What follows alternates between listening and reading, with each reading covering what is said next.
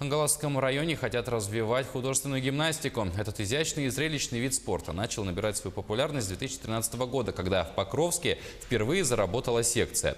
Проработав год, секция закрылась, затем опять открылась и через год окончательно завершила свою деятельность. И вот в 2017 году по просьбе юных гимнасток, так полюбивших этот вид спорта, и инициативе их родителей было заключено соглашение со спортивным клубом «Бриллианты Туймады» из Якутска. На одном из занятий побывала наш корреспондент Виолетта Засимова. В феврале прошлого года спортивный клуб «Бриллианты Туймады» официально открыл в Покровске свой филиал и дал ему очень красивое и звучное название – «Бриллианты Эркени». На сегодняшний день в филиале успешно занимаются более 100 детей разных возрастных групп. Тренировки посещают не только девочки из города Покровска, но и есть такие, которые специально приезжают с близлежащих и даже заречных населенных пунктов Улуса. Когда вы впервые вообще увидели этот вид спорта? Я впервые увидела, когда по телевизору показывали таких гимнасток, и я попросила маму, чтобы она меня отвела на гимнастику.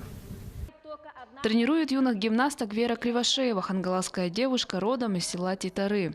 В 2015 году она окончила Институт физической культуры и спорта при Северо-Восточном федеральном университете и вернулась работать в районный центр. По признанию Веры, клуб художественной гимнастики в Покровске держится лишь на голом энтузиазме родителей, которые желают приобщить своих чад к этому олимпийскому виду спорта. Ковры, форма – это все они купили на свои средства. Все родители скинулись и приобрели вот то, что у нас сейчас есть. В конце апреля две воспитанницы клуба «Бриллианты Эркени» Юлия Максимова и Дарина Колесова приняли участие во втором открытом первенстве Центра художественной гимнастики номер 1 в городе Москва.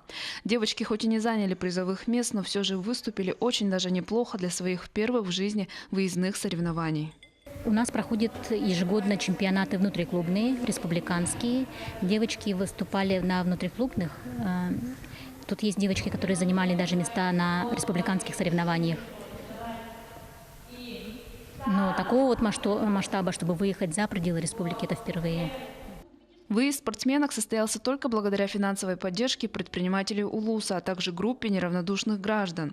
Районное управление спорта, к сожалению, отказало в помощи, хоть и имело ясное представление о том, что участие в турнире такого масштаба подразумевает огромные затраты. Клуб не намерен останавливаться на достигнутом, медленно, но верно двигается дальше.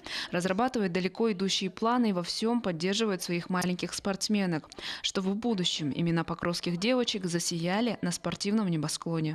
Виолетта Засимова, Федор Тарасов, Хангаласский Улус.